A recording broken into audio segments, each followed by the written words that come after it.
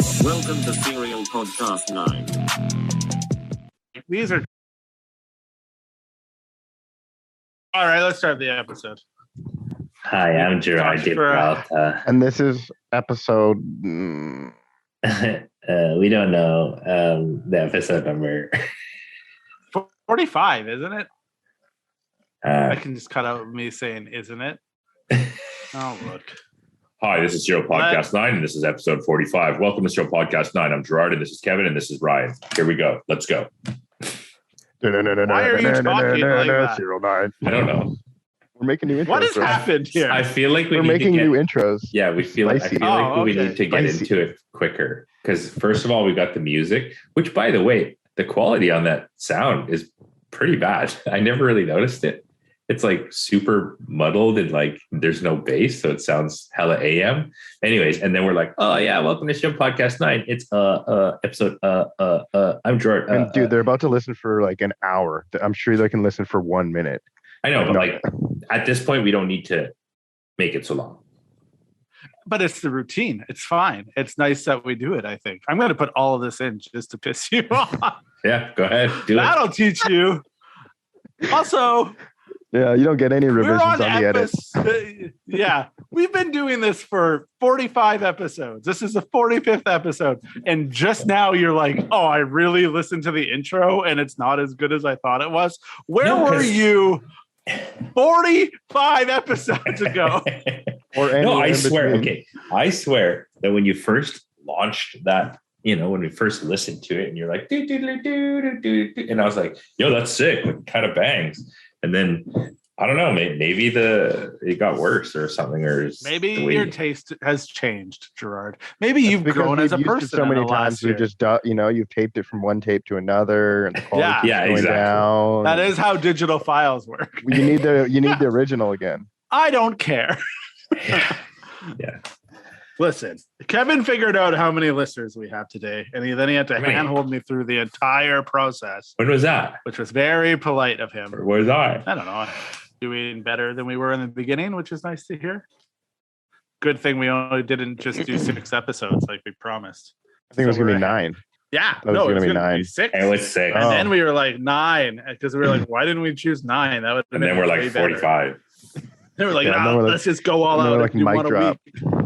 Yeah. So I have a subject for us tonight. I have something to talk about. It's extremely interesting. Okay. Can we do that after we do the intro, though? Oh, go ahead. Yeah. I was going to use that intro that we just did. I know. I'm just like being hilarious right now. Oh, okay. Oh, good. Yeah. Sometimes your jokes go in my head. So today, I'd like to briefly talk about computer mice.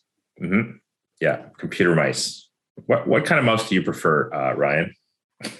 I use a trackpad on. You do use just a trackpad, don't you? Right? You know that you and I have worked shoulder to shoulder, elbow to elbow on projects, and every time you're like, "Why do you do that?" And then you use it for a bit, and you're like, "Yo, this isn't so bad." After you like reef on the thing when you can't get it to do something, use your fucking Donkey Kong fingers on it. Anyway, that's me. That's what I do. Kevin, what kind of mouse? I'm very anti-trackpad. I hate the trackpad. Yeah, he fully just never ever wants to use it. He'll use like the shittiest mouse. I don't have the shittiest mouse at all. I don't know. It's a 4-button mouse with a wheel, and it's a wireless mouse. I don't know. It seems like a pretty decent mouse to go with a laptop. But yeah. I mean, it's tiny, which is good because then you just stuff it in the. I mean, honestly, it's literally a normal size mouse. It's not any smaller than a normal. Oh, I thought it was one of those mini ones. Sorry. No. Those mini ones are hilarious. I know where this is going. The problem with the trackpad for me is whenever I put my hands to type, I end up hitting the trackpad with my hands. Yeah, like the palm or whatever. And then the cursor moves all over the thing, and I've typed into all these different something. Yeah, now I've typed into different spaces, or now I've highlighted all of the text that I already had, and I typed over it, or So what kind of laptop do you have? Like a Lenovo or something, don't you? I got something. What do you have? Acer, Harry Potter or something. It's got Acer. It's an HP. It's an HP. That's a nice laptop, though. That one has. It's good. I like that one. I only like the trackpad on. It's not sturdy. That's for sure. Honestly, MacBook trackpads are pretty G. Like I gotta admit that they're pretty G. Although I was a big trackpad user when I had, I don't know, whatever laptop a while back. It was one that you could configure the corners to have all these, you know what I mean? And then you could have one of the buttons to switch them. So in fact, you had 8 buttons plus the trackpad. So I had, back when I used to do a lot of wheel searching, you'd have like copy, paste, like on like Yahoo auctions and stuff. So like I was like super G with the trackpad. But I don't like the trackpads much anymore. Where this is going is, if anyone has ever seen, I feel like in the photo or the promotion for this podcast, we should post a picture of your mouse that you use at your desk, that you, the current one, or like any of the other fucking weird ones? It'll just be all of them lined up. All like Gerard can go. What you need to know about Gerard is he mods everything in his life. He's never happy with anything in his life being stock. Great. Wait, are we going to talk about mouse, like a mouse? No, mice. Let's talk about mice. Mice. Nah, let's not. Let's talk about the tactile feel of the buttons. I just want to know how many people don't use like a regular mouse. Like because I always feel like the odd man out with these weird fucked up mice. Like I got like big ass hands, so I have to use all these weird ass mice. And my mouse is modded. It's because my fingers overhang it so far, so I 3D printed pieces so that they can touch. But I like that you've turned the podcast into a polling for like. Just am I normal? Hey, is this like okay? Soha has a cool mouse. Soha's got a cool mouse. Because honestly, the actual normal mouse. Let's save this for the mouse episode. We'll have Soha on, and we can talk about. It's weird to not have an expert on in the field. Yeah. Is what we found. We got it like not fully reamed out, but we got like a little bit schooled on camper gang. So and it sounded like he knew a lot about it. Because he was in it, and he was like, "Yo," and he was just like, "How do you get out of it? Are you able to leave it?" Once you're initiated, they use a cheese. They have to kill you. They use a cheese grater to grate the. Okay, so here's the other subject. Here's the other subject. Come on, guys, let's go. Okay, good. Android, or iPhone? Off, Gerard. I have an actual question. If we're just gonna okay, how many people use iPhones, and how many idiots use? I'm just kidding. Oh, for fuck's sake. Okay, what's the question? Mikey wrote us a few weeks ago with a question. Yeah. And I feel like we can talk about it. Okay. Do you guys feel that in the car scene, because we're at the end of COVID, I guess we're going to talk about COVID a bit, the car scene will flourish back to what it was post-COVID? It seems lately that cars I haven't seen in years have come out to events and people have been more active. Also, I feel in regards to VI stuff, people have stopped caring about it. And I'm noticing the less we make it a thing, it just overall is less of a thing. Also because the cops that were handing out VIs left, right, and center are no longer able to do so. I feel like that's one of the things. Why are they allowed? I don't really know if that's true, but I don't know the actual absolute truth, but I did hear that got somewhat reprimanded for overextending power, and then one of the other guys, the senior big guy, retired. Oh, yeah.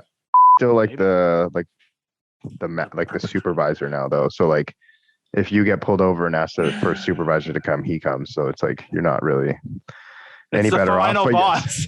Yeah, exactly. I mean, I don't give a shit. I've been driving my car. I mean, honestly, I've only driven it one day now that it's super, super low, but I drove it the entire time when it was like pretty low, and it's definitely fucking loud. And I drove it, I don't know how long I drove it for, but I've literally driven it all through winter. And yeah, it's all about like where you're driving it as well. But no, I do agree that I think people just eventually are going to stop caring. It's just like, hey, this is what I like, this is what I want to do. Like you gotta do it and take the risk rather than not do it at some point, Yeah, that's fair. Do you think the car scene, as Mikey said, flourishing? What are you doing, Gerard? Nothing. Do you think it's flourishing? Do you think we're going into a revitalization of? Yeah. Holy shit! I haven't talked to you in weeks, and it's exhausting. Hey, I agree. Are we going? You think it's like we're going into revitalization in the car scene, or no? What do you think? Are things going to get better? Are we going back to how good it used to be? I don't really know how good it used to be. You know what I mean? What do you mean how good it used to be? There was definitely a great time in the Vancouver car scene. I feel like everyone. Maybe I just wasn't. I mean, it certainly isn't right now. So it isn't right now. It had to have been yesteryear. Well, Kevin was there for it. We talk about it all the time. He got VI'd. He was fucking throwing stickers out of his car. Like that. Yeah, but was anybody else's car fucking sick back then? I mean, just because you didn't have a cool car didn't make the car scene not good at that point. I mean, I had the Stadia back in the day when we used to go to Thursday night meets, and like I feel like they were pretty good then. But like, if I think, you could fully drive your car, go anywhere, do whatever you want to do, like without repercussions. It was. So we're talking about like way back when we used to live at the South Van House, or at any time in car culture in Vancouver, besides right now. Yeah. Yeah, I would. So for me, I've only been here for 10 years, but when I moved here, it was great. I thought, like, man, you'd go to a Thursday night meet, and of course, as we've talked about in the past, as in any scene, there's obviously the garbage, but like car shows would come to Vancouver, and then in order to get people to go to their car show for promotion, they would go to the Thursday night meet. They'd roll out their like Benz, like their wide body GTRs and shit, like all the show cars that they shipped out from Toronto. And it's like, that was pretty cool to see happen. Yeah, I'll give you that. I mean, I guess for me, it's like the VIs did exist back then too. It just like, I mean, Kevin got one, Sean got one in a fucking stanced out Mazda 3. Like it, they still existed. Like even when I had the Stagia, like I was scared shitless to get a VI. But then I think back then when we lived in South Van and like we made the dinner with SerialNine video with Mikey and I had my wagon and shit, like back then we really didn't care. And like you could drive anything. But I think that was just it. You just didn't care. And then you just dealt with it when it came. But I never heard of VIs back then. But by the time that video was out, I think I had like 4 VIs. But that's because you lived in Richmond though. And that was like a really hot spot. You know what I mean? Like I felt like that was like sort of the only, I would never ever drive into Richmond ever back then. But anywhere else, like I felt like it just didn't really exist. I feel more comfortable driving into Richmond now. Now it's become like Vancouver. It's also come full circle because when I first, got into cars and when I had my Civic and the swap and the turbo and all that shit, like everyone was in Richmond. All the street racing meetups were in Richmond. And it's awesome to see that now it's sort of come full circle and the meets are now in Richmond again. But there was a long time when it wasn't like that. But I guess what I'm saying is I feel like the car scene in general, like the sort of like momentum it's gaining is more. However, I don't see really nice cars out that much. Like the cars that I do see aren't really that great. Well, that's subjective, but also so there are two sort of there are two sort of angles of car scene in my world. One is like the quality of the cars, and one is the quantity of cars. I feel like we're talking about a lot of things that we've already talked about, so I'll skim over it and say this. I feel like you have the mediocre cars. Kevin and I have made this point before, and then the cream rises to the top. And so, there's always going to be mediocre cars, but from that, you're going to get high quality cars. In order for that to happen, though, you still have to have X amount of like a sample group to take from. Not everyone's going to build cool cars, even though Gerard wants them to. It's not going to happen. What I actually think is going to happen with the car scene is that everyone was in the pandemic. And so things are lax right now. But if I know car people, we're going to fuck it up real bad. And I think that's I don't know what it is about car people, but I was talking with Marcus because he is the one that organizes those Friday night meets. And he said the last meet people were getting out of hand. Like no matter what, if you tell someone like, hey, come here, be respectful, don't fuck it up for us. Someone's like, no, I'm the exception. And they show up and they fuck it up for people. They show up, they rev their engines, they do polls, they do, Kevin, we were at that meet and that dude was just ripping around the parking lot in his muscle car with a Canada flag waving. It was like, to what end? Why? Yeah, preaching to the choir on that one, but yeah, I do know what you mean, people can't control themselves, Like I've been there though. I've been that guy, What changed for you? When did you stop being that guy? I don't know that I'm not that guy. I'm just. I've been. You don't rev your engine nearly like I do. Like I'm like obnoxious with it. You fully don't do that. Gerard. Yeah. But Gerard, you didn't. I just don't like loud things. Meet you were at either. No, I mean I don't do it at meets because like that's fucking stupid. I just mean generally, like when I drive my car, I'm an obnoxious driver. But is that there's a time and a place? Yeah, of course. Why don't you do it? Why don't you do it at a meet? Why are there people doing it at a meet? Yeah, I don't want to look like a fucking idiot, and I don't want to heat out the meet. Like everyone should be respectful that like you can actually go to a meet and like you shouldn't fuck it up. So, I mean, the car should be loud enough on its own without having to rev the engine. I don't need people to like. If people are either going to look at my car or not, I don't need to like rev the shit out of my engine, bang it off the two-step for them to look at my car. And if they don't notice it, then I guess it's not their thing, But on the street, it's different. Yeah, I'll drive around a $6,000 crackle pop two in front of a skate park, but that's different. Always showing off for the skate park. Anyway, that's where I think it's going. I just don't think that the car scene has the ability to sustain itself because of the overwhelmingly high level of idiocy. I don't even know. Yeah. Immaturity. Are those people sticking around? Is it that they've never been to a car meet, so they don't understand? Like probably. Like honestly. They're tourists. That's what I mean. I'm just imagining a meme where it's like car meet, and then they're just like all these fucking bros like running and like car meet, rev your engine, like you know what I mean? And it's just like super funny. Hey, you know what I think I'll do tonight that nobody's ever done? Park my car in a parking lot and rev it so people look at it. And that's bro, I gotta fucking rip it to the meet, bro. I gotta rip it. Like, okay, like no. Yeah, you gotta rip it away from the meet. That way they can hear you better. Anyways, next subject. We should do one where it's like a rapid fire. Rapid fire. Yeah, that was what I was trying to do. Ask me anything. Because then it's one question. You each say your answer real quick. You go to the next question. Yeah. We have to get questions for rapid fire. So we would. I'm glad that you're done with that because I only have one other question and I feel like it's a shorter answer. No, that one's done. So I'm done with the next one too. Okay. All right. Yeah, we should release a 30-minute podcast after our 2 hours and 45-minute podcast. Yeah, let's discuss the price of Teslas. How about get fucked? Well, I mean, gas is $2.10 now, so there's that. I guess that's why they're like, yo, you want a Tesla? Here's the price, bitch. It's like, did Teslas go up in price? Yeah, the average Tesla is at least $62,000 for 2019 or some shit, which to me is just unbelievable. Just so he can buy Twitter. Mikey had a follow-up question, which was, and should a daily driver be messed with in terms of mods?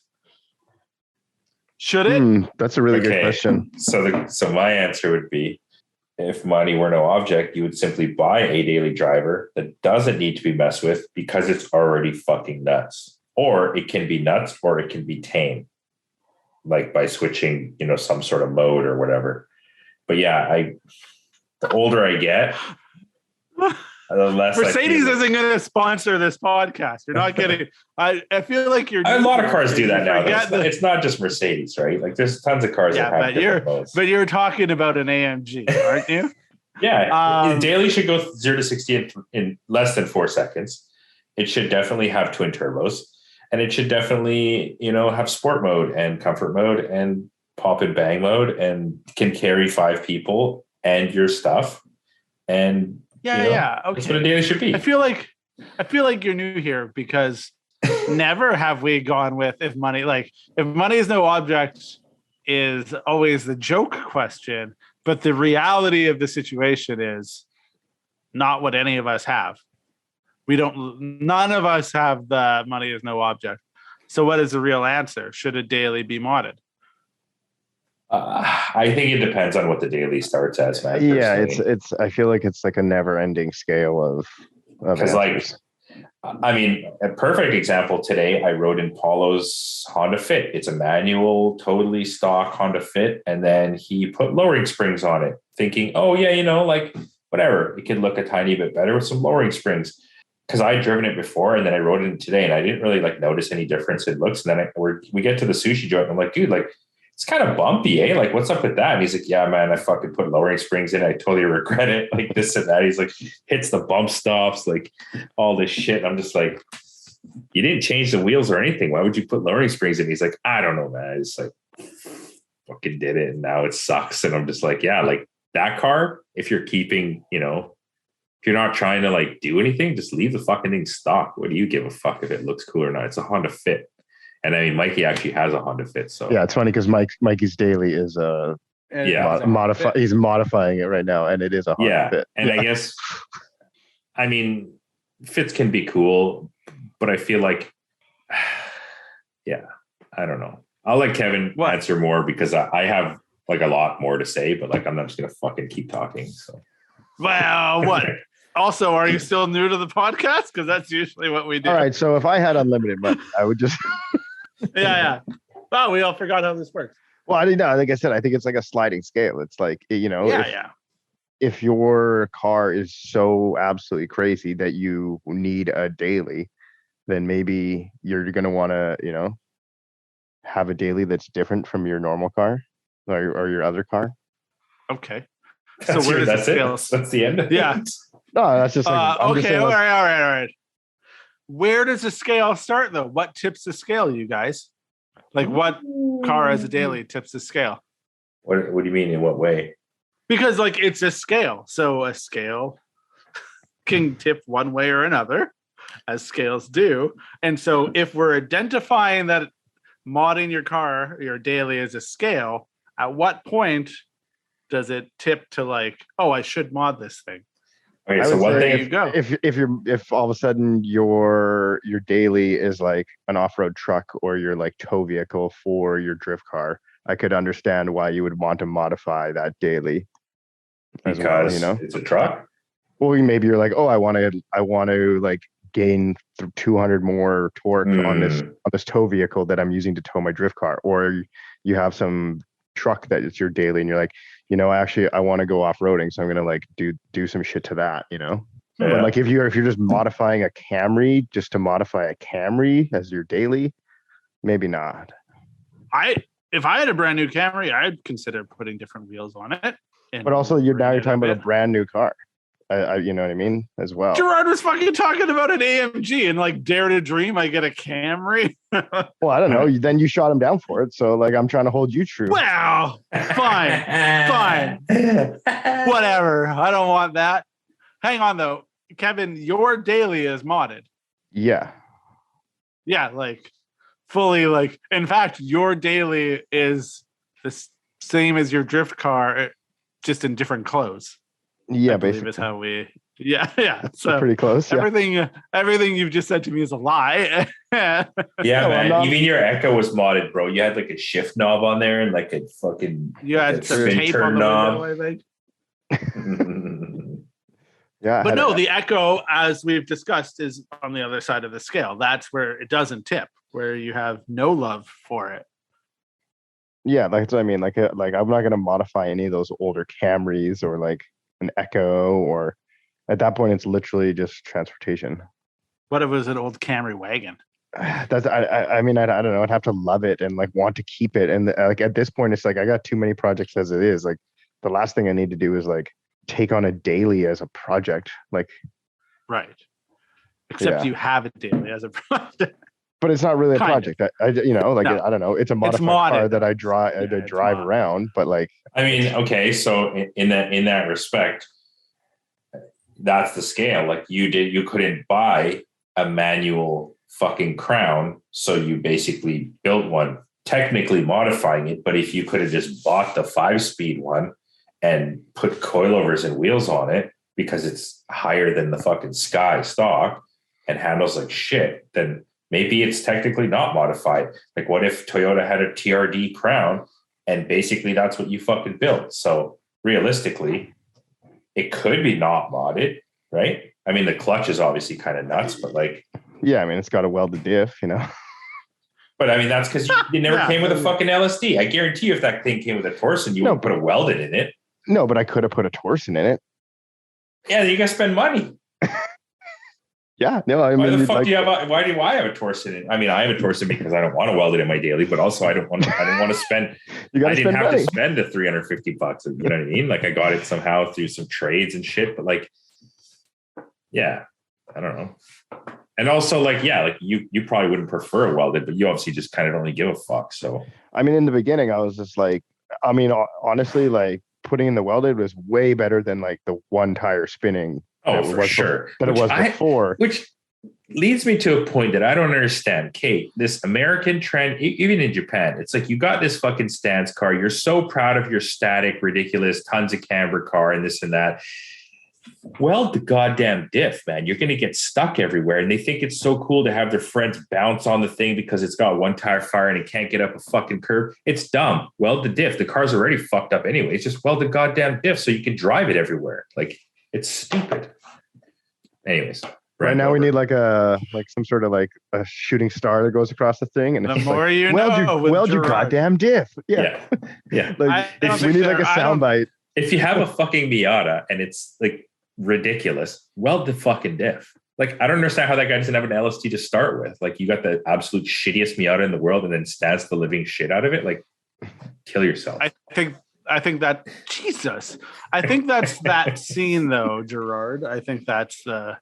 Yeah, it sounds like you're talking about someone specifically here. No, I just see it all the time. And I mean, you want to start another feud with someone? Yeah. Is that what you want to do? Some guy with a standstill Miata now is gonna like not buy our parts. Message me all day long with your standstill Miata. I don't hate standstill Miatas. I hate when they sit there and like spin one tire because they got like 10,000 K springs and they think is the coolest thing in the world, but like they don't know how to weld a diff. Like, it's not cool to be stuck. Just that scene. It's just the aesthetic. Like it's.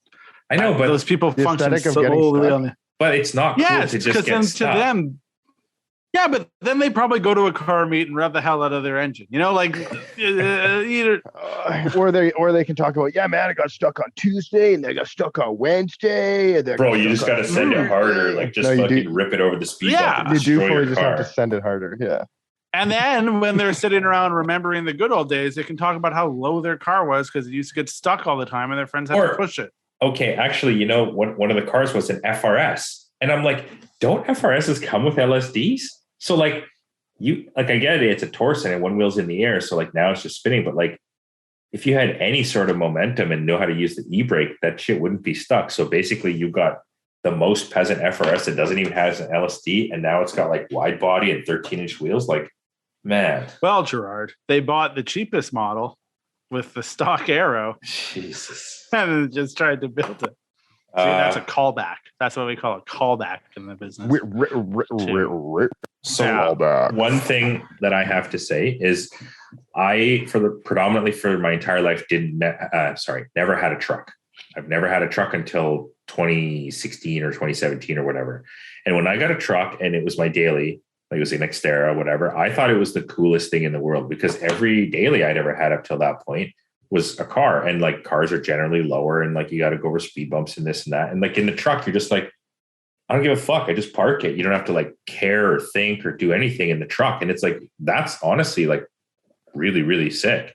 So I would say big +1 to have a truck as a daily, especially if it's like kind of lifted and like sick. Cause then it's a modded vehicle. So it looks cool and stuff and you like it, but like you don't have the hassle of a modded car where it's like speed bumps and parking and all this shit that you have to worry about with a lowered car.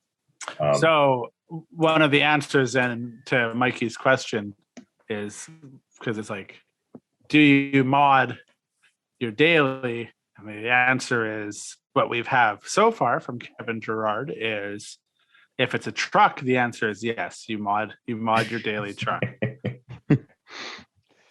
But none of us have unmodified dailies. You know, even my wife's van has wheels. You know what I mean? Like, yeah, I was gonna say, like, I don't even think I've ever had unmodified anything. Like, yeah, except for the Echo. Can we say the Echo was unmodified? I mean, I had a shift knob, and like, I mean, that's not like a pretty lame mod, but like, I bought like a wheel. Yeah, it had a steering wheel in it. Yeah, okay. I did have a steering wheel in it. Yeah. What was wrong with the original steering wheel? You just it didn't sucks. like it. It was lame. It was fully whack. Yeah, it was a OEM Toyota steering wheel. What more do I need to say? Okay, but realistically, I feel like the answer is no, or I feel like the answer is yes. Modify you mod your it. daily. Yes. The answer is modify your daily. But only because bit my tongue for so long. Only because even if you don't technically like heavily mod it, like, you know, change the coilovers or some shit, like maybe you have a car that's like, you know, has nice suspension, it has different modes, so you don't need to like put crappier than stock coilovers on it. But like, you're probably still going to want to change the wheels, no matter how nice like, I don't know what car on the planet could possibly have wheels sick enough that you don't want to change them. Like, even if you bought a Huracan, a Ferrari, anything that comes with the most ridiculous wheels, you're probably still going to change them. Yeah. So I think the answer is still yes. Yeah. I think it is. I think it's important to have individuality. Something that, I was going to say something you like to look at, but I guess, yes, Gerard, individuality is also important. No, but I think it's just part of what you do. It's hard to be that person and then have a vision for one thing and then just be like, oh, but it stops right here. And like, I don't know. But I had that Corolla for a while. Yeah. Like the granny spec Corolla, which I did nothing to. Yeah. But I was given that car and then I sold it for like dirt cheap. Yeah. And then when I got the 4Runner, I was like, oh, I like how 4Runners look. What would make this look slightly better? And so you bought some shitty wheels. I did what? You bought some What did I do? I'm just joking. Oh, get out of here. You got TSWs. Get out of here. I like your wheels. Run my wheels next. Yeah. They say things in German and Spanish on them. Yeah. Thanks for spec. Feel like that. Yeah. So yeah, I mean, that's it. So that's it. We're done here. Yeah. That's it. But the line. Have you ever had a daily? You modded the MP5. What the hell? MPV. Man? Fuck yeah. MPV. That was modded. I would say heavily modded. What does MPV stand for? Multi-purpose vehicle. Most pimpin' van. Most pimpin' van. Pimpin'. Oh, good. Hey, can you think of a stock? What stock car has the nicest wheels? BMWs. Yeah. Yeah, BMWs, hands down. Right. And Nissans, but BMWs generally like just fully sick all the time. So you could, but you'd still change them. I mean, you could theoretically just change them for other BMW wheels and they'd be sick. You know what I mean? Like if you had a 1 series down, you would go 1 series up and then all of a sudden you'd have sick wheels, but they're still BMW wheels. Yeah. Or get the X wheels. Yeah. The X wheels, the M wheels, any other wheels that, I mean, I guess if you had the top model, you couldn't get any more wheels that were higher than you would, you know what I mean? And you just get BBS wheels. Not in my books. Not BBS. I thought you liked BBS wheels. Yeah, we're joking. We like BBS wheels. I mean, I do. I know Kevin likes certain BBS wheels. I just don't like RSs with 14 to 18 step fucking angled face slip. I hate it. Well, that's fine. That's not all BBS wheels. No, you're right. Unless you want to pick a fight with BBS owners, I'm all now that I've got a taste for conflict, I'm all about it and I want more. I mean, the other thing too is I guess for myself, it's like I see a car and I just feel like I want it to look a certain way. Like as much as I like those, let's say like E63S wagons and stuff, like I wouldn't go and take the stock, whatever suspension it may be, and put coilovers or airbags in it. I wouldn't do that. I mean, I'd want it to be a little bit lower, but I wouldn't destroy the factory AMG-ness to like lower it. I don't know. I wouldn't do it. So what would you do instead? Wheels. I think there is a way to lower it, like with the factory, because it's air ride. So like, I feel like you could probably, I guess what I'm saying is if I got to that level of car, like maybe even like a Lamborghini or something, I probably would just leave whatever the factory did as far as suspension and tuning and handling, and just change the aesthetic a little bit. But like, you're definitely not putting like BCs on a fucking Huracan, or like, I don't know what type of coilovers you could possibly put on those cars that are better than factory for the street. I mean, I'm sure for racing situations, there's something that you could probably do better, but like, you know, with like all these new adaptive dampers and air rides and, you know, multi modes, I don't think there's really anything more you could do besides make it work shittier and look cooler. Yes. Tell me more. Well, like, okay, perfect example, that brand new NSX that we built air ride for. So like, you put air ride on a brand new NSX and like, yeah, it looks sick sitting in the booth, but like, it doesn't go over 120 kilometers an hour. And like, you're literally driving a supercar that could probably do 350 kilometers an hour and handle amazingly. And now you can't even take it over like the speed limit. Super lame. Yeah, it had like magnetic adjustable damping. Am I allowed to put this in? Yeah, sure. Put it in. All right. Because nobody could figure out how to like fool the computer to like say that the dampers were actually working. Do you think they figured it out now? No idea. Doesn't matter. You'll never have one of those.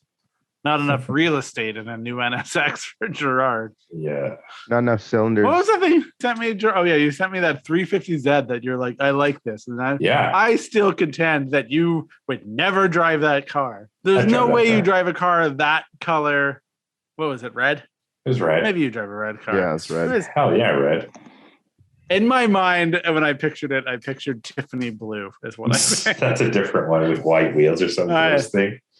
Yeah. That was just like, that's what I think right out of the gate is like, oh yeah, the Tiffany blue. It's not enough real estate for you. A 350Z, there's no way you're ever getting a coupe over a sedan. I don't know. Then if there's an option for a wagon, you're always getting the wagon. It's a money thing. I don't know. If I had enough money, I would for sure have that, like a coupe of some sort. After I've already had all the other versions. Yeah, exactly. Like, where does a 350Z land on your level of acquire? I don't know. Go through a list of cars to me. Go through a list of cars for me that, if you had enough money, you would eventually buy a 350Z.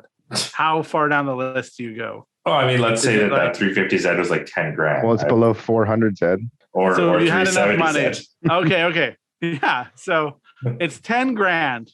If that car is for sale for 10 grand right now, you had to buy it and you had to keep it. It was to describe this car to people, it was just like a stanced out 350Z with a kit on it. It had an aero. It was a drop top. It was super low. What did I have for wheels? 326 powers. I had 326 power, like the one-piece wheels. It was just really nicely done. The aero was like fairly conservative, but like still low. I'm not saying that it wasn't nicely done. I'm saying that you wouldn't drive that car. So if it was $10,000, you'd go buy it right now. I'd have to have $200,000 in the bank and think, oh, okay, I just want a car today, and I'll go and buy that $10,000. That's not wanting a car then. It's funny that you even, like, the amount of effort that you took for you to send me that car on Instagram is more than the effort of, like, that's the closest you'll ever get to having that car is that. It's like, I'll send this to Ryan. To say I really like it. Well, I'm glad that we settled that. I will say something about this whole modding dailies, though, is like, it is really nice just to have a completely stock car. But like, I think that as a car person, if you own that car, you can't keep it stock. However, if let's say you were borrowing this car every day as a daily, and you just happened to leave it stock because it wasn't yours, you would probably like that car more than the modded ones that you would own, just because it's like less hassle, less stress, less, you know what I mean? Like, put wheels on the car and you got to deal with like tires being flat and like leaks and scratches. I don't know, man. There's just all these things that, like, maybe it's just because I'm a bit older too. Like, I just like don't want to deal with that shit anymore. Driving the truck to work versus driving the car. Yeah, I know. But like, hey, so first of all, I drove the car to the shop today for the first time after it's been lowered to like the summer mode. Dude, it was so stressful. And like, I was so anxious, like putting my daughter in the car and like getting everything ready to drive the car to work. compared to driving the truck to work. Like the truck is just like, I don't care. I put my music on. I just drive. I get there. The only thing I'm concerned about is the amount of fuel it uses. But the car, I'm like it's super bumpy. It scrapes everywhere.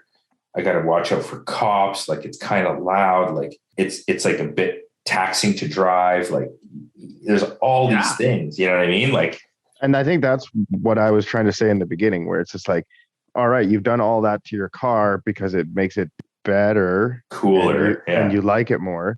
So maybe avoid doing that on your daily. Like it's like, oh, like you're getting a daily because your car rides like shit. Maybe don't put coilovers on the daily. Yeah. You're getting a daily because it's like, man, my car's really loud to drive. Like maybe don't put an exhaust on the daily, you know, like it's like and now you're just going to go down that road, and now your daily is just as crazy as your other car, and now you need another daily, you know? I mean, I 100%. It feels like you're describing your life, Kevin. Yeah. He doesn't have an exhaust though. He'll refuse. Do as I say, not as I do, you know? And I mean, I'm definitely. Yeah, hang on though. Kevin's most like sensible car to drive, I feel like, never gets driven a bunch. Yes. Or do you drive the 18? Does it get driven? No, I don't. No, I wanted to drive the 17 through the winter because it's like manual and has the welded diff versus that car, which is auto and open diff. Yeah. And now I just haven't switched back, and it's super fun. Yeah. Kevin has like the perfect daily that just sits there and doesn't do anything. I mean, actually, I wouldn't call that the perfect daily person. All right, Gerard. No, but I mean, like Kevin, do you love looking at that car? No. Do you like getting in that car? I like looking at it more and getting into it. I mean, yeah. To me, honestly, like when I think of that car, like I think of it as like a Camry. Fully, I just think of that car as a Camry. But is that because it's that car, or because it's that condition and that spec of that car?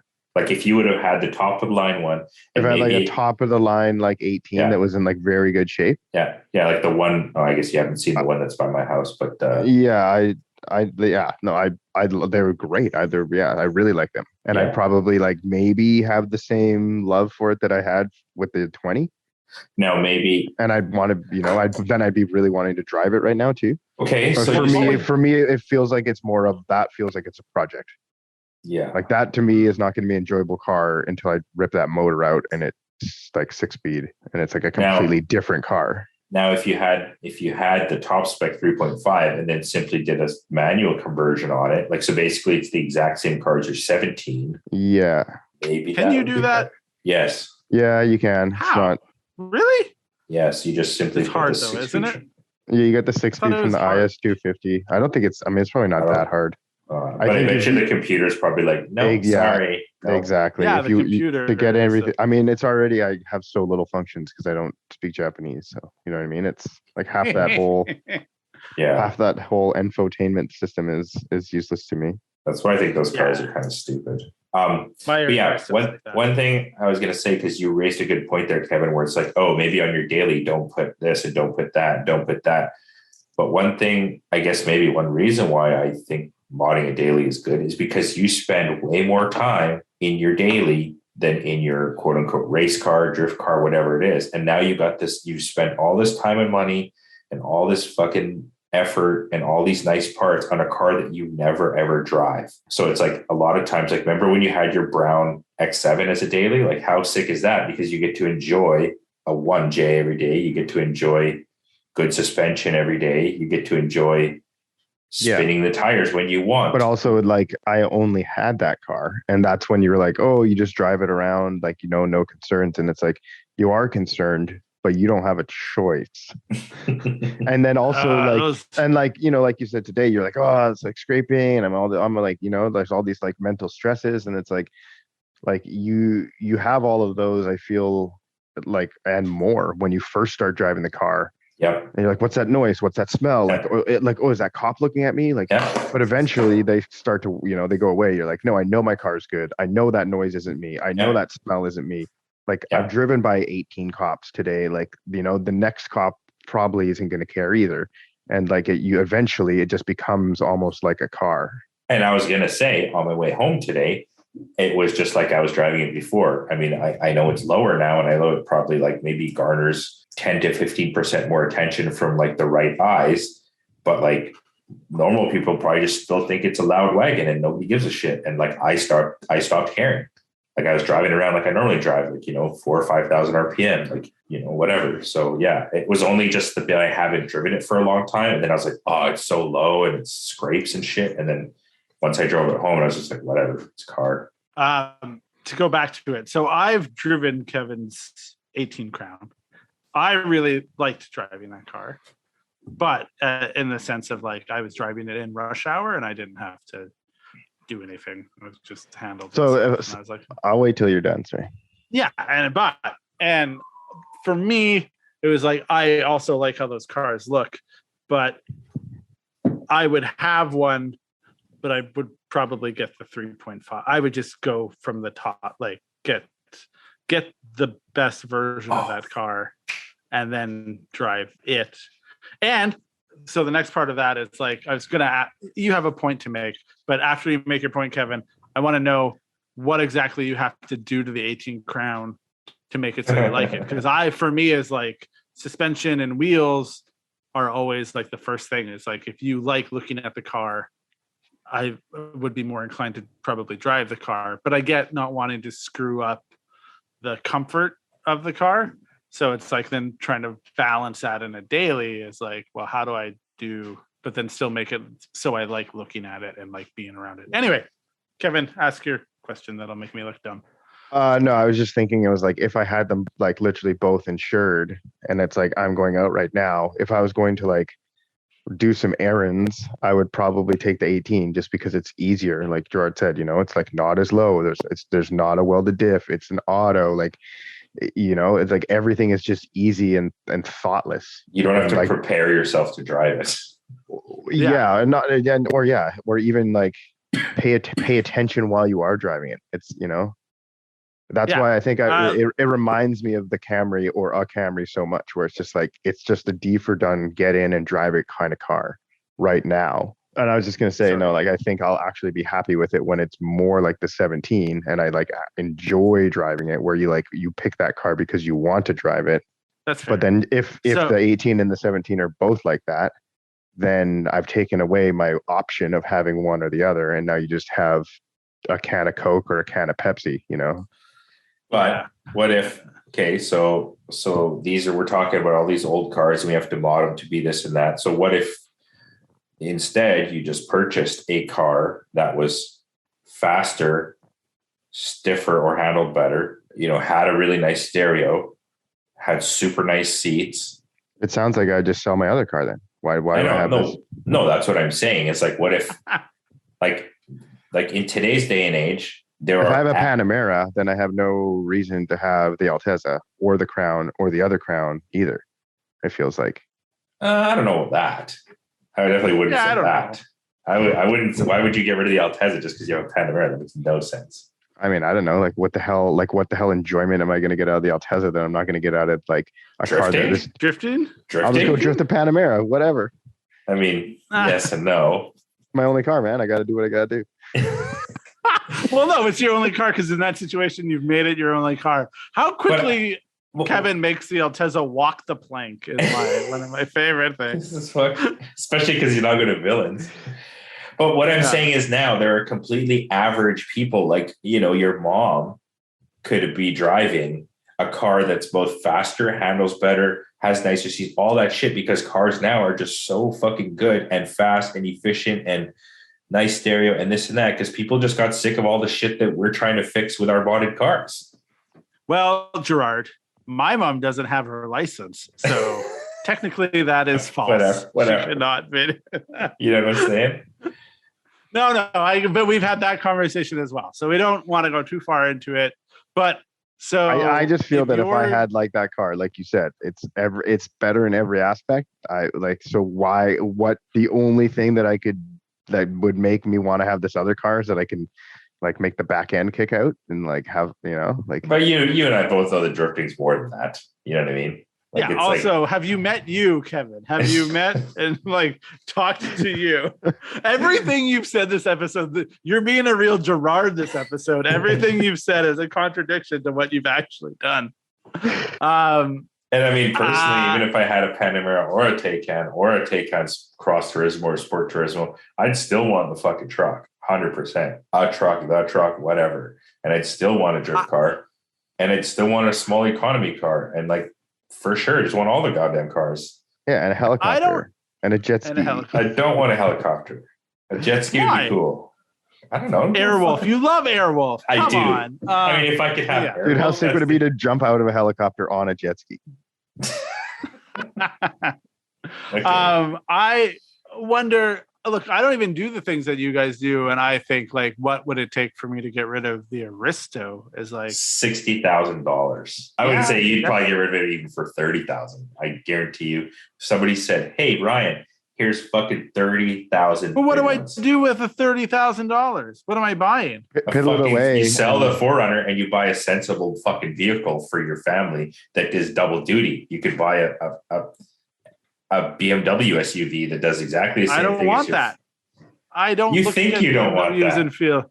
I drive around in Vancouver. I never look at BMWs. I'm like, I really want one of those. It's never like maybe Dimoff's M3. I'm like, these are kind of cool. And then I heard them talk about them. I'm like, that sounds like way too much work. Like that was like the Vanos and all that shit. I don't even. Yeah, think it's just like Vanos, no. For $30,000, I can't get into anything that would make me feel the way that I do that the Aristo does. Is that just nostalgia? Nostalgia or ignorance? Sure. It can be whatever it is, but it doesn't matter. The $30,000 isn't changing my mind. It can be. What about for an AMG wagon, though? You can't be bought. There you I go. don't want an AMG wagon. He doesn't even like the wagons. Corolla I can't even get the Corolla that Gerard hates. Can't get the GR. Not for Corolla for 30,000. $30K. Sure. Yeah, like I could put a down payment on it. So one thing I was gonna say, did you know that the car that you like, the 3GS, is now available JDM, so you can have your third gen GS. So maybe for has that not been available for a while?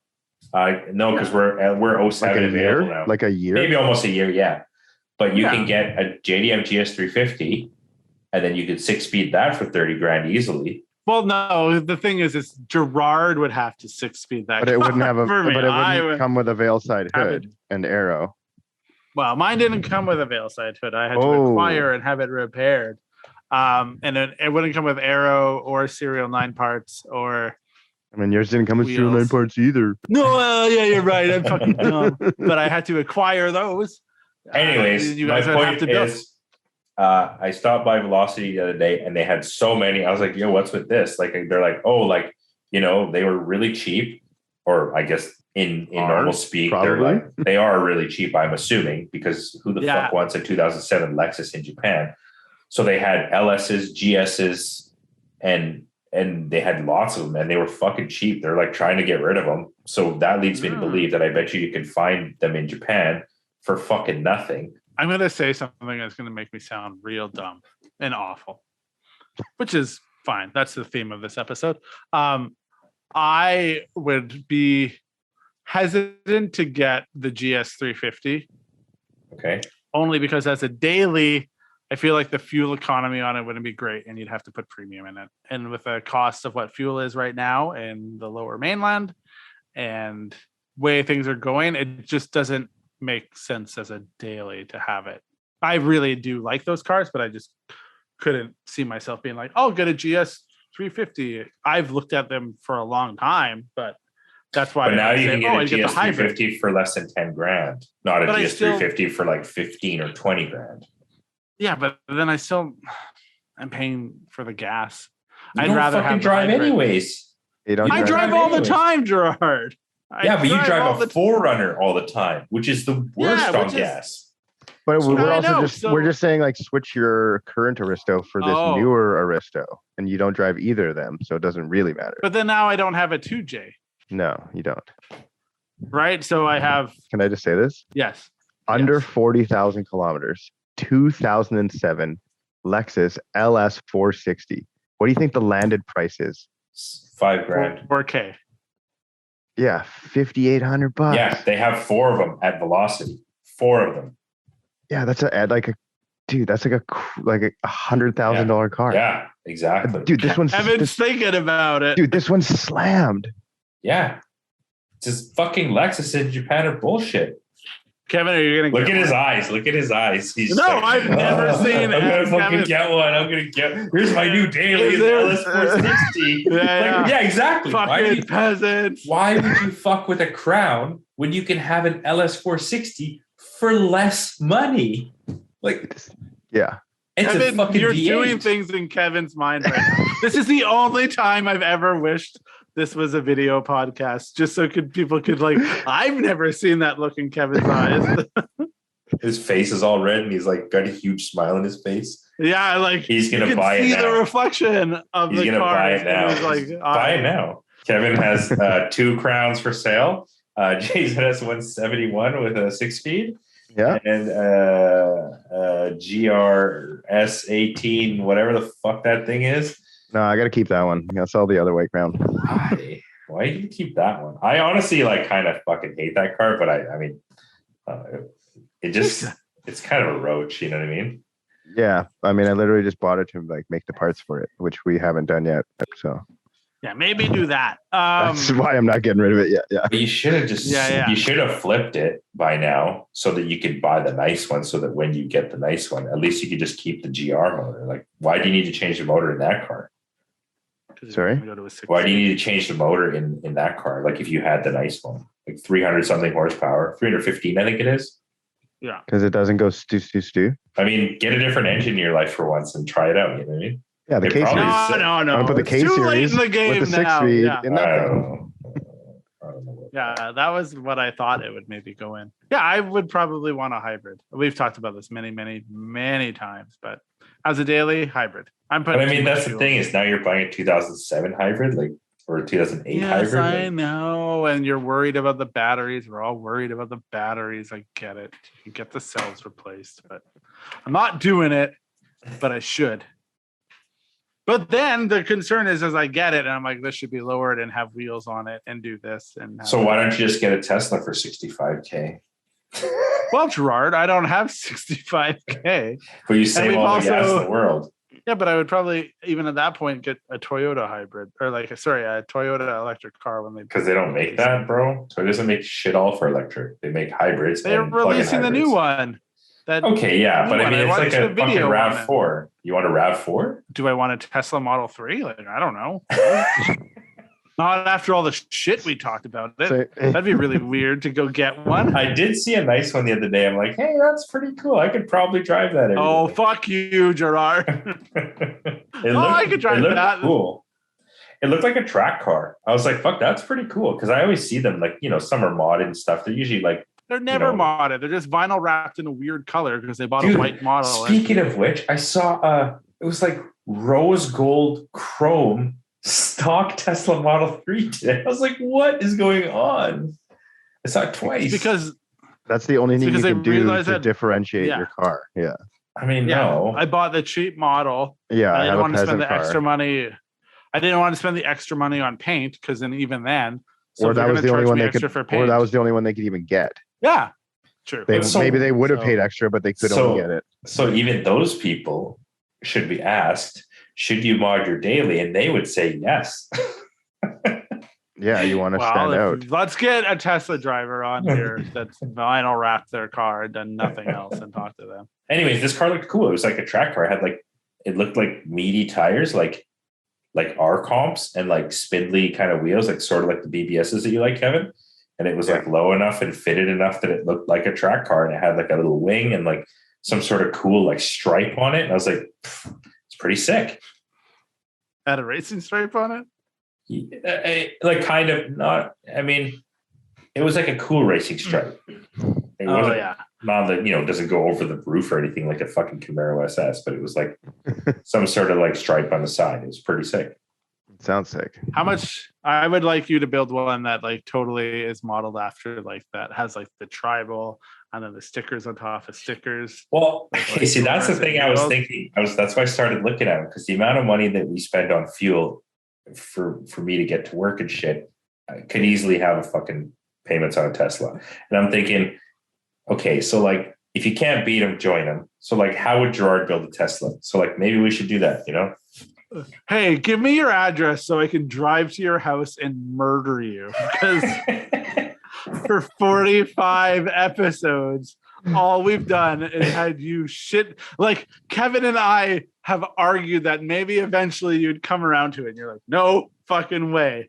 45 episodes in, you're like, yeah, maybe. Gas prices weren't $2.09 a fucking liter 45 I feel episodes so ago. betrayed by this. Oh my God. Okay, go on. So you started looking, and Gerard now thinks maybe he could drive a Tesla. They're just, I mean, honestly, I'm baffled by how expensive they are and how many there are on the road for that much money. Like, I was just like, who's affording these cars? 70 grand? Get the fuck out of here. That's insane. But then Gerard was saying this today, and I was saying at work, I'm like, every car on the road is 60 grand. Like, yeah. Like every BMW, every Lexus, like every car you see is 70 grand.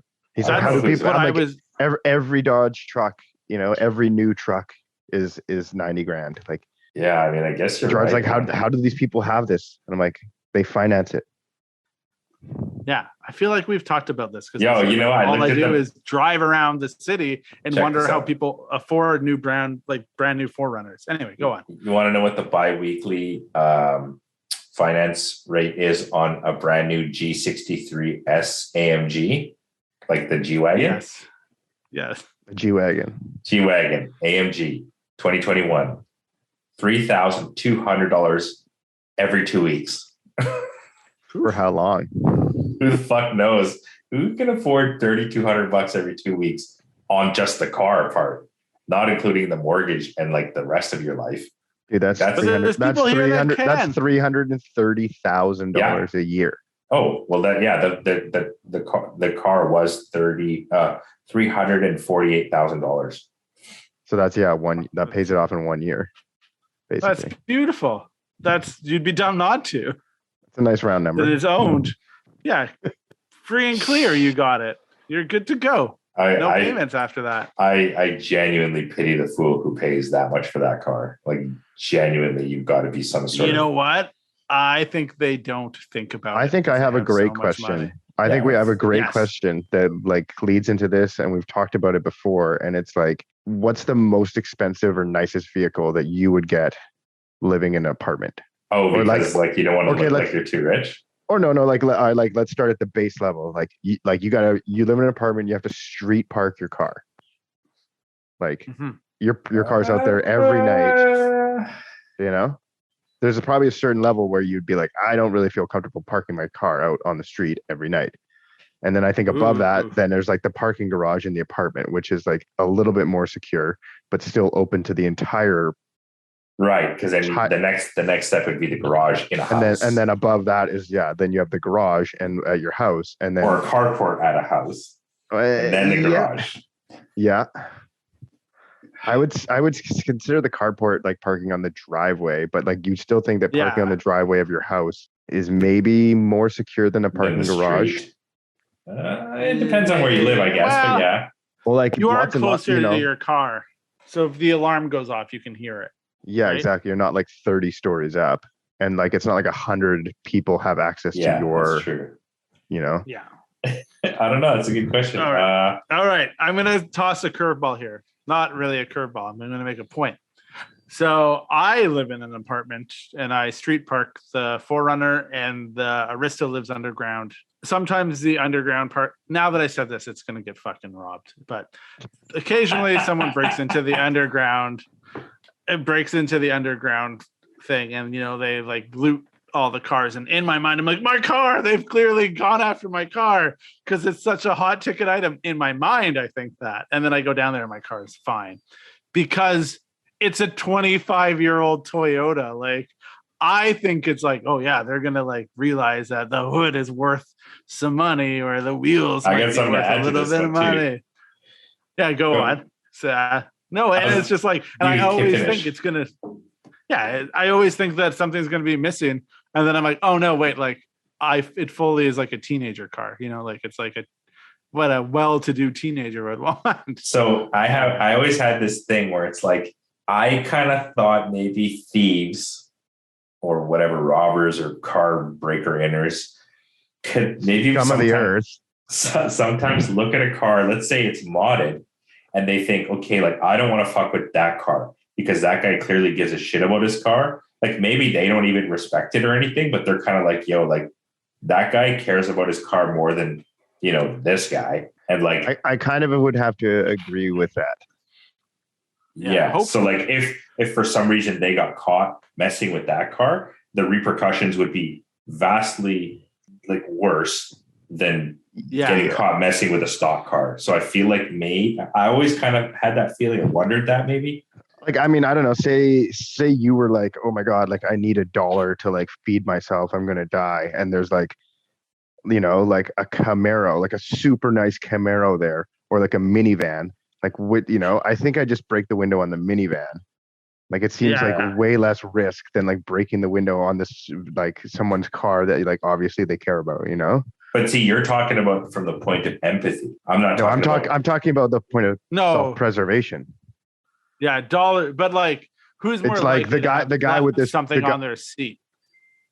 That too, but to me, it's like, yo, like if you break into this minivan, like what's some soccer mom gonna come after you? You break into this like Camaro, what's some like biker gang guy gonna come after you? You know what I mean? It's like more of a self-preservation. But also, if you're looking for an easy score, the guy who has the nicer done-up car, like the done-up car, we'll say modified, probably maybe necessarily isn't leaving shit laying around in his car. Yeah, that's but right. Like the day-to-day person that uses it as like utilitarian. Like again, if someone breaks into my car and took my steering wheel off, imagine like going through the hassle of trying to like, I'm going to sell this SerialNine steering wheel that has a poutine cat on the back. Like one, they wouldn't know the inherent value of that, and then two, like.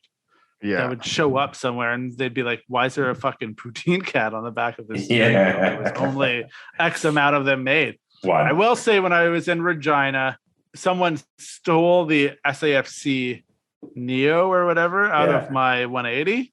But I think it's because they didn't know what the fuck it was. They didn't take the harness. Yeah, it's electronics. So they're like, ooh, electronics. Yeah, and they're like, probably worth something. And it's like, what are you gonna do with that? Like, probably thought it was a Game Boy. Or so, I guess. Yo, Game Boy Color, that'd be sick. Funny. Probably worth more. Can I play Pokemon on here? No. Funny story that I guess it's funny that I brought up Band-Aid 2 to SR though.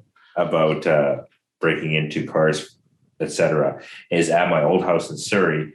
My Aristo got broken into, and they stole a backpack out of the thing, which of course in my, I'd like never ever leave anything in the car. I've had cars broken into before, but of course that night I came back from biking, left my backpack in the back seat, woke up the next morning, rear window smashed, backpack gone. That was a pretty heavily modified car.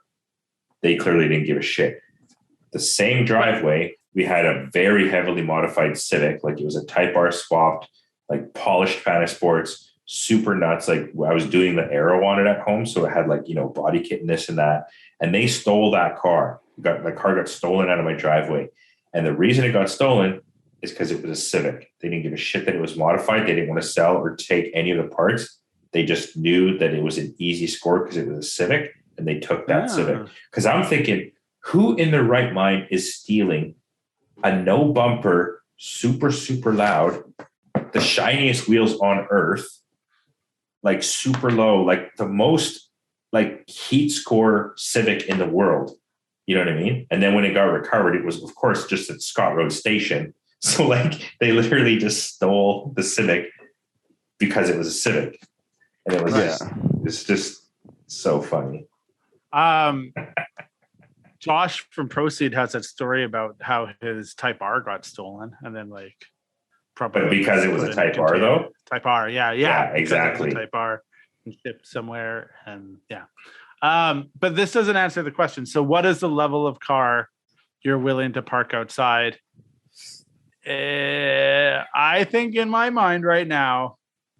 So my daily I would park outside, but what level? But see, the thing is, your daily has wheels on it, but like it's a 4Runner with really obscure wheels that if you didn't know, you wouldn't really know. Yeah. And even then, like, do people any of my dailies, anymore? that seems like a lot of work.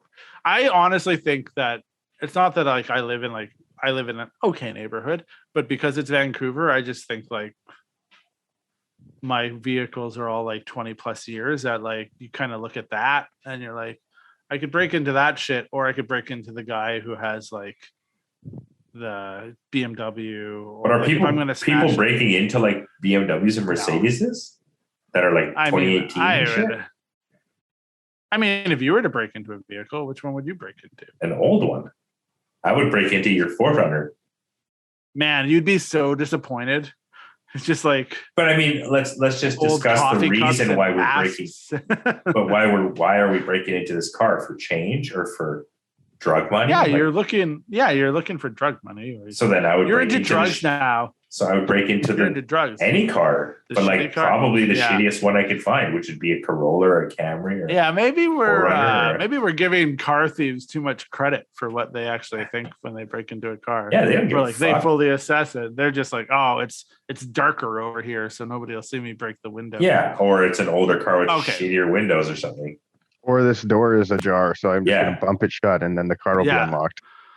I've fully left windows, like the rear window down in the 4Runner, and nobody's done anything. Well, that you know of. Down. Yeah, these help inside. Yeah. There was a real soup kitchen in there after. What is the level though? What do you like? At what point don't you feel comfortable parking a car on the street? Like, I don't think I wouldn't feel comfortable like parking my Altezza out there on the street every day. I don't think. I think is it because of the monetary value of it, or is it because the attractiveness of it? I just don't want it to get fucked up. Mess of it, I guess. Like, you know what I mean? Like, I don't want to deal with it. Yeah, I don't have to like have it get fucked up more, or like, I don't know. I would be bummed if I lost all that stuff. You know, like I feel like the Crown, it's like at that level now where like it's starting to get there where. Like to lose a CD Pro and an OS clutch is a pretty big fucking deal. Yeah, and like a Jay-Z and coilovers and knuckles and like a seat and a steering wheel and like, you know, just. I like that we're just naming things that car thieves can take from our. It's funny. It's like, funny. I mean, it's not like they don't like car thieves don't know that a car has a seat and steering wheel and all that shit. Yeah, I know. Someone's listening to this podcast and like I'm writing it all down. They're like, yeah. But it's funny. That car does make sense to steal. I guess it's funny that you guys are talking in modified car world terms, because as soon as you said that, I started thinking of like, what's the newest, nicest car that I wouldn't want to park on the street? No, that's sort of how I meant the question. To be thought it as well, but or a little bit of both. You know what I mean? Like, if you know, like, would you park your super modified Tesla out on the street at your apartment, or is that like, why do you have a super modified Tesla? Living in an apartment, and that you're living in an apartment. Yeah. Maybe you're an you gotta plug that shit in. Yeah, exactly. That's the other thing. There you go. How do you even charge it? You just go to the supercharger every fucking 2 or 3 days. Takes you 2 hours to charge it up. Go see Spectrum Supercharger Solutions or what? I don't think I feel comfortable leaving the Aristo on the street for a long period of time, but that isn't for any other reason than like that's just on like in my head. Probably, I think it would probably be fine.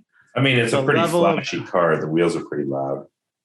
Yeah, that's true. But you know, I mean, the newest car that I would ever imagine buying is probably like a new Toyota, which I would most likely feel okay leaving outside. Yeah, like a brand new Camry. Fuck, of course you're gonna park it on the street. Fuck.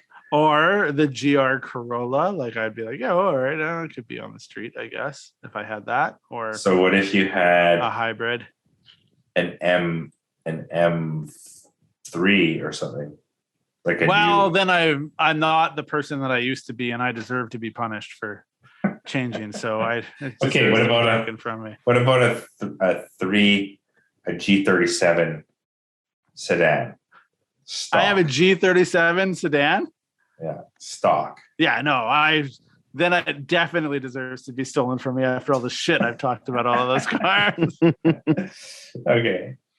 That's fine. If I have a G37 stock sedan, I'm parking that on the street. How about a G37 Slam sedan with like decent wheels? Do I still have the Aristo and I have to choose between one or the other? No, I'm just saying it doesn't matter. Just because like in my current situation, I have one parking spot underground, and that is reserved for the Aristo. So that's right. Why I mean, forget about the Aristo. I'm just saying, like, is the charming factor the looks? Because, like, yeah, or the value, yeah. Like, what if you take a stock? The looks or the value? You take a stock. There's E90, literally whatever. Nothing rational about my thought on this at all. Like, actually, when we talk about it, I'm not being rational. It's just the thing that I care about more gets more protection. Okay, well, let's ask Kevin then. I feel that that's pretty reasonable, though. Like, you know, you might value one thing over another, even though it costs less. Well, that's why I use the G37 because he doesn't really value the car itself. Yeah. That's so like, but once you put wheels and coilovers on it, like, do you think it's more or less attractive to thieves? And like, do you care about it more because it now has like additional value on it? I mean, if I have that car and I'm putting wheels on it, then I probably care about it. And it's still probably not rational thought, but I would probably be a little bit more careful with it, like worry about it more once you start doing that. And is that because it's worth more to you, or is that because it's obviously now more like visible, like visibly different and visibly like... It's like when my daughter draws a picture and you hang it on the fridge. It just means something, you know, like it has inherent meaning of the value doesn't really change. It just has inherent meaning to it. So then you worry about it. So what about a Q50 then, which is like the next one up, the Q50 stock, like Q50S Red Sport. This is a fun game. Is it done up at all? No, it's completely stock. No, it's stock. And then the next question will be it, but done up. Oh, well, no, okay. How about like an LS 460, like a brand, like a LS 460 stock? You parking that on the street? Yeah. In my current neighborhood, I don't have a parking. This is tough because I have an underground parking spot. Okay, so now you put wheels on. Are you parking it on the street with wheels on? At what point do I have to choose to not have the Aristo underground? Because that's actually... We're not even talking about the Aristo. I don't know why you can't get rid of the Aristo. Because I have a parking spot, so I can't fathom... Okay. You don't even live at the same fucking place. You don't have a parking spot.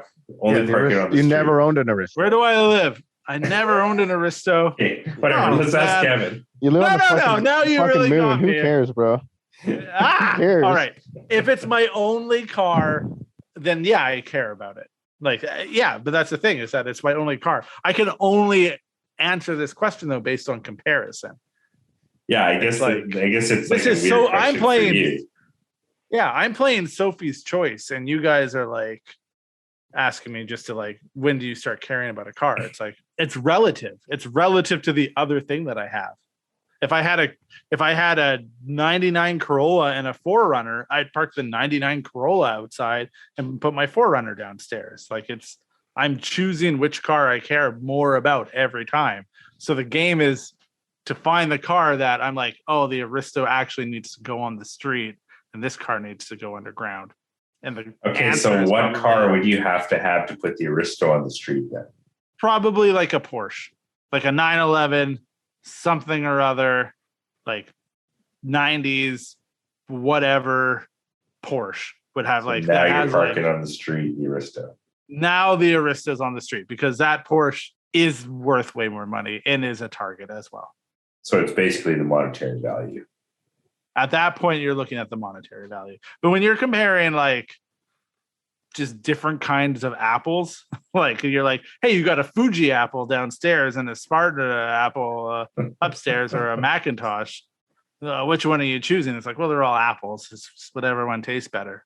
But now we're talking about apples to Porsches. Someone gives you a brand new M4 or a brand new M3 four-door sedan, fucking $150,000, 500 horsepower. What is it, an F82 or something like that? The newest one, nicest one. It's super nice. Are you parking that downstairs or on the street? It's stock? Stock, but it's nuts. And they've given it to me?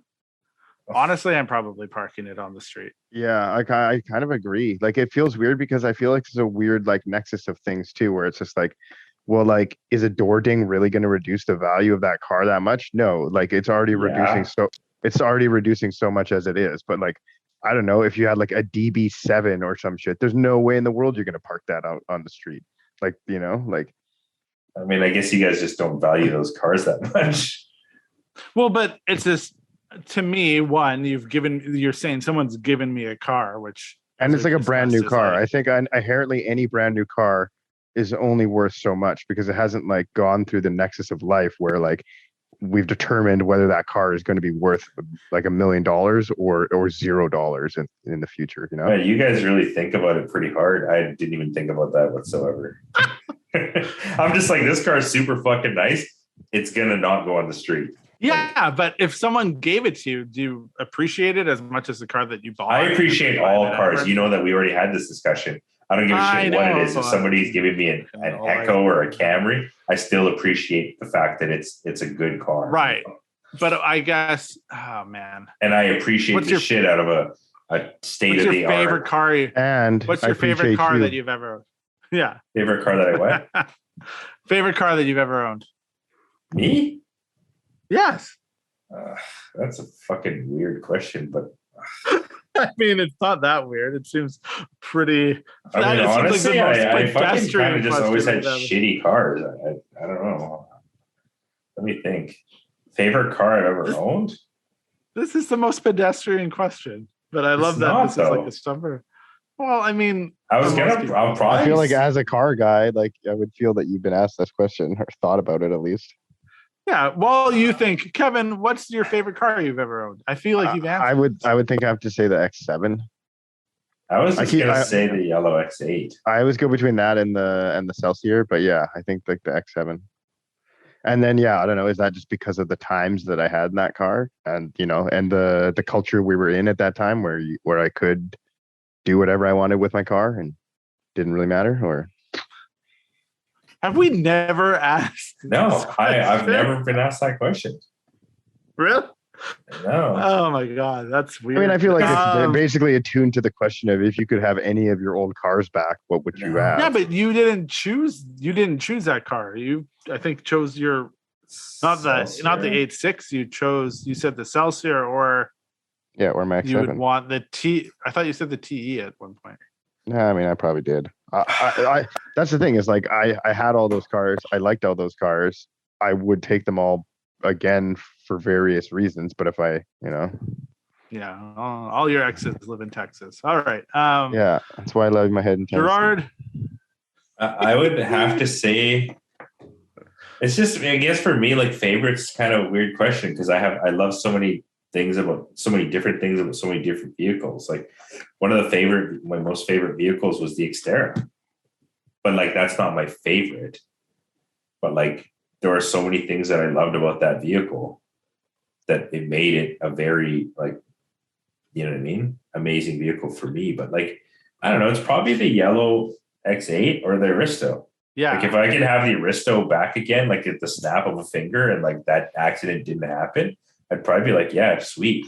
Like a lot of it's because like now I don't have a drift car and like I gotta fucking build something and I just like don't have any time or like don't really care as much anymore. And if I already had that car, I could have just changed the aero and it would still be as good or like better. I don't know.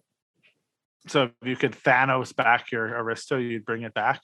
Now, I just wanted to make an endgame joke. What?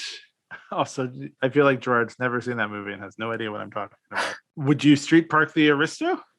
Where? You live in in my hood? No, because, well, fuck off. You and your Wonder Bread hood over there. Get out. I left the truck on the street for fucking 2.5 weeks straight, and I got a really nice note that said, "Oh, did you know that you're really supposed to park this in the driveway? And if you leave it here for more than 72 hours, somebody might call and say that it needs to be moved." And it was a piece of paper in a Ziploc bag and shit. Like it was super nice, obviously from a neighbor. Yeah, not trying to piss you off. Yeah, because you're new to the neighborhood. Yeah, and I'm 6'2" and walk around with no shirt on. We're just like, okay, Maybe I don't want to get this drive a weird wagon as well. That's very loud and low. Yeah. Low. Not there. But if you lived where I lived, or if you lived where Kevin lived, would you street? But what if you had no other option? Like, because in my mind, if you have no other option, then obviously you're street parking the thing, right? Well, then this is a weird question because I have no other option than to. So that's why when you're like, you can't answer this question, I'm only thinking of what it takes for me to get the Aristo out of the underground garage. Yeah, okay, makes sense. Question answered. To parent trap it. Good. Okay. Fantastic. Hey, you guys, I think we did it. All right. What did we learn today? Gerard changed his mind about Teslas because he lives in a posh new neighborhood. Gerard changed his mind about Teslas because his posh new neighborhood is too far from the shop, and gas price went up. Well, also, I kind of feel like, what if you just had the most ridiculous Tesla? Like, what if your Tesla scraped on the ground? I swear to all that is holy, Kevin and I made this argument to us, and you just told us we were dumb. Like, it was like an entire conversation about how that is stupid and you would never do it and you're not doing it. And like, good Lord, man. Like, all right, fine. This has been great. Let's just end the episode. Yo, VSKF's on a Tesla? Yo. I'm trying to Google it. I can't. Does anybody? Obviously, of course, nobody's done it because no, that's not true. Somebody's obviously put VSKFs on a Tesla. No, they haven't. Why not? Because you're mixing like nostalgia with iPhone culture. What? No. It's got to exist. Gerard, people that like VSKFs aren't getting in line to buy Teslas. They're trying to buy JZX 100s. That's not true. Like, Marvin has a Tesla. He likes VSKFs. Mickey has a Tesla. He likes probably. Yeah, but don't they all have other cars that they can put VSKFs on? Yeah. Like period correct that fit the vibe. I'm not saying what you're saying is a bad idea. I'm just like, I wouldn't be surprised if. I can't believe nobody has VSKFs on a Tesla. I kind of agree with Ryan, though. Like, they're two different worlds. It's like the TEs make sense on the Tesla, you know? The T's are ugly. I mean, I'm looking at a bag Tesla with, like, Koenigs. So, like, that's not period correct at all. But it looks cool. I can't believe it. Nobody's pretty. I can't believe it. Okay. I don't know. All right. Good night. All right. Okay. Good chat, you guys. Good riddance. Pleasure as always, except hope you had the time of your life. Okay. And all right, peace out.